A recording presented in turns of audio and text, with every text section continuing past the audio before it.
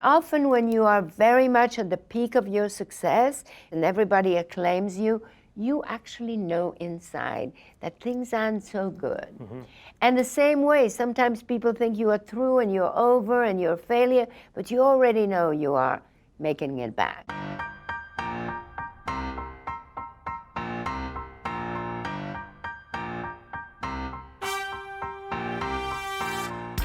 Diane von Furstenberg is a legendary figure in the fashion industry.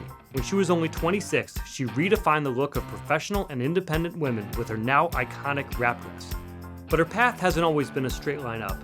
As she hands creative control of her company to Scottish designer Johnathan Saunders, she sat down to talk to LinkedIn about her successes and setbacks and what she has planned for her next act. I want to talk a little bit about where you currently are with your business and as you think about your legacy and your life in general. Well, I was very lucky because I came from Europe many, many years ago, and I lived an American dream with a little dress, and I turned it into a big business, and then I had a second generation.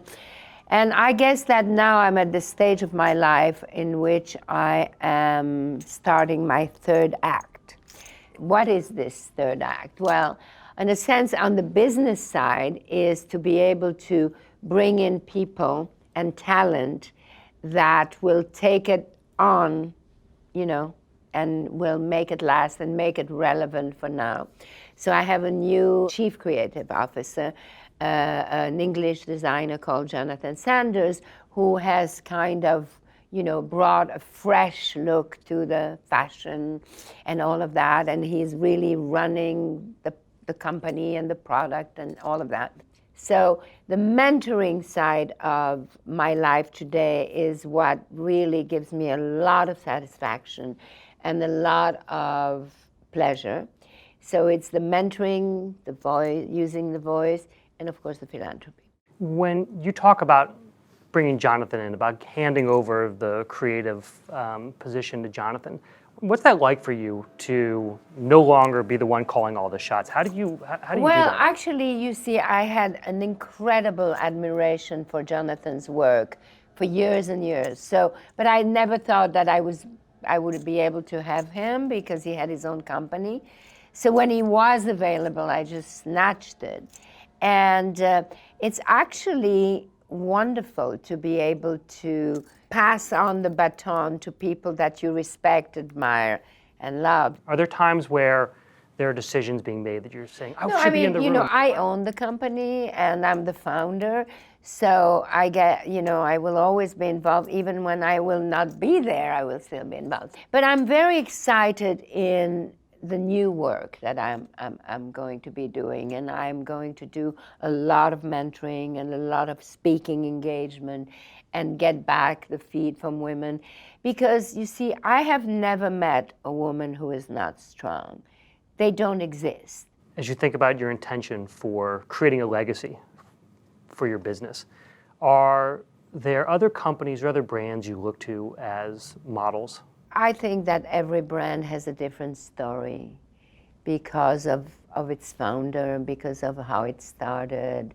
It's hard for me to say what legacy I'm leaving, but I'm hoping that the legacy that I will leave, both through my business, my brand, and anything I do after, is to have told women or that they can be the women they want to be, either by buying beautiful, colorful clothes or by just using their own strength. I think it's really interesting that you focus on this idea of saying you can be strong without buying anything. How did you reach the point where you were comfortable with saying you can do something without actually helping my business? Building a brand is providing things that, fashion and accessories that women are going to respond to and they're going to love.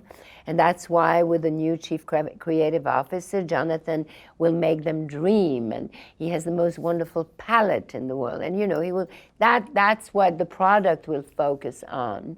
And now that we have that, I will say, I can say to that, okay, that's all great. But the truth is that even more important than what you put outside is how you feel inside. It is true that a beautiful dress will make you feel good inside, but think of it, if you have it all inside, then it's even better. As you go on the mentoring phase, how are you making sure that you are applying your voice wisely? You can't reach every woman. How are you making sure you're reaching the right women, or that you're reaching them in a scalable way? I don't know that. I mean, I haven't really even done my business plan yet about this new third act, but now we have social media. I mean, and social media has changed everything. When I'm creating a platform and I can talk to that platform and I can share not just my experiences, my knowledge, but also give a voice to other people who do great things. How do you measure success? It's not about success, it's just about inspiring people. One of the biggest things with women is that we tend to be insecure. I'm sure men tend to be insecure too, but it translates in a different way. But women get insecure, all of us. I mean, so many days I wake up and I just feel like a total loser. Now, in most people's eyes, they won't look at me as a loser, right? I'm the woman across the room, and I look so cool and together and know everything, and that's the way they see me, and I am that. But that doesn't mean that I feel like that all the time.